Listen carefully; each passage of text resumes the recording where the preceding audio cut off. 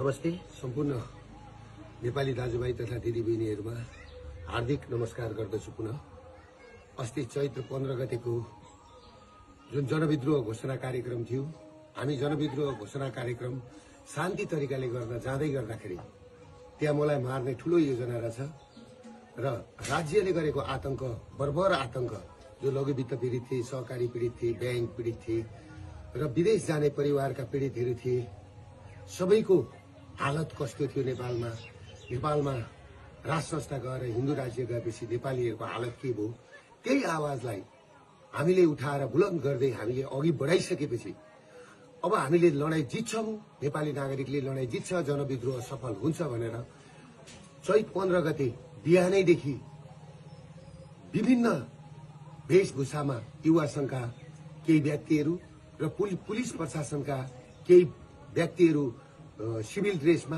हात हतियार सहित गएर अर्काको घरमा चढेर बिहानैदेखि घर कब्जा गरेर जुन घटना पुलिस प्रशासनले घटायो र हामी कार्यक्रम स्थल 1:30 बजे पुग्दै गर्दाखेरि कार्यक्रम स्थल पुग्नुभन्दा 15 मिनेट अगाडि नै हामी जहाँ स्टेज बनायौं, हामीले त्यत्रो खर्च गरेर शान्तिपूर्ण प्रदर्शन गर्ने भनेर हाम्रा पाहुनाहरू हामीलाई स्टेजै पुग्न नदिकिन बाटाबाट गोली हानेर चाहिँ नि लखेट्न थालेपछि, टियर ग्यास हान्न थालेपछि त्यस पछाडि हामी अघि बढ्नु पर्यो।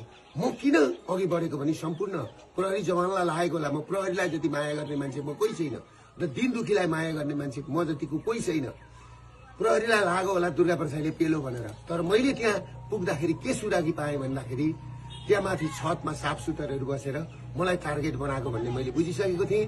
र अर्को कुरो के थियो भन्दाखेरि मेरो कानको छेउबाट गोली गयो। तिनकुनेमा पुग्दाखेरि, मेन ठाउँमा पुग्दाखेरि, स्टेजको छेउमा पुग्दा र म त्यस पछाडि मैले कुरो बुझिसकेपछि मेरो कानको छेउबाट गोली पनि गयो। फेरि अर्को कुरा के भन्दाखेरि तपाईहरुको मेरै गाडीमा आएर टियर ग्यास खसिसकेपछि त्यस पछाडि म उत्रेर मेरो ड्राइभरलाई निकालेर म आफै गाडी चलाएर यिनीहरूले मलाई मार्दै रहेछन् र यिनीहरूले मलाई कि त थुन्नु पर्यो, गुन्जालो, पेरुको गुन्जालो बनाउने, या त बनाएर मलाई कि त थुन्नु पर्यो कि त मार्ने षड्यन्त्र गरेको मैले बुझिसकेपछि मेरो अन्त कहीँ उपाय नभएर म पुलिसको ब्यारिकेड तोडेर सुरक्षित स्थलतिर म पुगेको थिएँ र म पुगेको हुँ र मैले पुलिसलाई चित्त दुखाउने काम मैले गरेका छैन। आम सर्वसाधारणलाई म के भन्छु भने तपाईहरुले देख्नु भएको छ राज्य आतंक कसरी अघि बढिरहेछ। किनभने माओवादीको उसमा चाहिँ 3000 जति मान्छे आए अनि मान्छे आएनन् भनेर हाम्रा मान्छे बढी हुन्छन्। काठमाडौँमा हाम्रो त्यो दिन मान्छे 5 लाख मान्छे उत्रिदै थिए। हाम्रो पलम्कीको मास आउन दिएन, हाम्रो गौशालाको मास आउन दिएन, हाम्रो बसपाको मास आउन दिएन। सबै जुलुसलाई बाटोमै रोकेर सुरुमै कार्यक्रम स्थल हामी पुग्नुभन्दा 15 मिनेट अगाडिदेखि नै रणभूमि जस्तो बनाएको थियो। त्यसले गर्दाखेरि कुन नेपाली दाजुभाइ दिदीबहिनीहरूको आँखाबाट आँसु झर्दैन, कसको ब्लड खुन ताप्दैन। त्यसले गर्दाखेरि म आफू सुरक्षित हुन सुरक्षाकर्मीको घेरा तोडेर भित्र पसेको सुरक्षाकर्मीलाई म के भन्न चाहन्छु भने तपाईहरु प्रति मेरो कुनै लक्षित दुश्मनी होइन, तपाईहरु राज्यको संयन्त्र हो।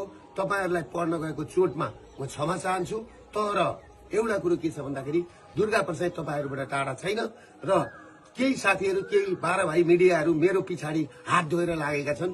यिनीहरु भनेको क्रिस्चियनको पैसा खाएर, युएसआईडी को पैसा खाएर, युरोपियन युनियनको पैसा खाएर आज देश तहस नहस बनाएको छ र केही मारवाडी तस्करहरु र 12 भाइ मिडियाहरु जुन तरिकाले लागेका छन् सोशल मिडियामा बोल्ने बुद्धिजीवी दाजुभाइ दिदीबहिनीहरुलाई, सबै बुद्धिजीवी विज्ञ वर्गहरुलाई म के भन्छु भने यो नागरिक विद्रोहलाई सफल पार्न सबैजना सहयोग गरिदिनुहोस्। म भागेको छुइनँ, म भाग्दिन।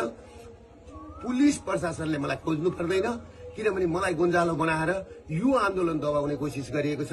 म सुरक्षित मात्रै बसेको, मलाई भेटेको ठाउँमा गोली हान्नु भन्ने प्रधानमन्त्रीको आदेश छ भन्ने कुरो मैले सुनेपछि म सुरक्षित मात्रै बसेको, मलाई भेटेको ठाउँमा गोली हान्नु भन्ने प्रधानमन्त्रीको आदेश छ भन्ने कुरो मैले सुनेपछि म सुरक्षित ठाउँमा बसेको छु। म भागेको छुइनँ। म नेपाल र नेपाली छोडेर म भाग्दिन। म भाग्नलाई जन्मेको होइन, म झुक्नलाई जन्मेको होइन, बरु म मर्छु, तर तपाईहरुको अगाडि मर्छु। त्यसले गर्दाखेरि तपाईहरु के बुझ्दिनुस् भने सम्पूर्ण नेपाली नागरिकलाई त्यो घटना कसरी भएको छ, पत्रकारलाई आगो कसरी लगाइएको छ, त्यो घर माथि कसरी बिहानैदेखि गएर चाहिँ नि पुलिस र सुरक्षाकर्मीहरू चढेका छन्। र अर्को कुरो के छ भने हाम्रो अभियानले म फिल्ड कमान्डर हुँदै हुँदाखेरि मेरो मुखबाट सुन्नुभयो तपाईँहरूले चाहिँ नि सुनेको छ फलानो आगो लगा फलानो घर आगो लगा गोली हान भनेर मैले त्यहाँ भनेको छु बरु एयरपोर्ट कब्जा गरौँ संसद भवन कब्जा गरौँ मान्छेका घरमा आगो लगाउने तोडफोड गर्ने काम नगर साथीभाइ हो भनेर मैले भनेको छु। तर जुन घटना भएको छ त्यो घटनाप्रति म दुःख व्यक्त गर्दछु र जुन मान्छेहरू जुन 5 जना मरेको खबर आएको छ अहिले 2 जना मात्रै देखाएको छ। एकजना पत्रकार भाइप्रति हार्दिक श्रद्धाञ्जली व्यक्त गर्न चाहन्छु र अर्को हाम्रो महर्जन भाइप्रति हार्दिक श्रद्धाञ्जली व्यक्त गर्न चाहन्छु र अरू 5 जनाको पनि तुरुन्त यिनीहरूले चाहिँ नि सार्वजनिक गरून्। त्यो भन्दै म सम्पूर्ण नेपाली दाजुभाइबाट म टाढा छुइनँ, म काठमाडौँमै छु। तपाईँहरू पिर नगर्नुहोस्, म काठमाडौँमै कुनै एउटा मन्दिरमा बसेको छु, म सुरक्षित छु।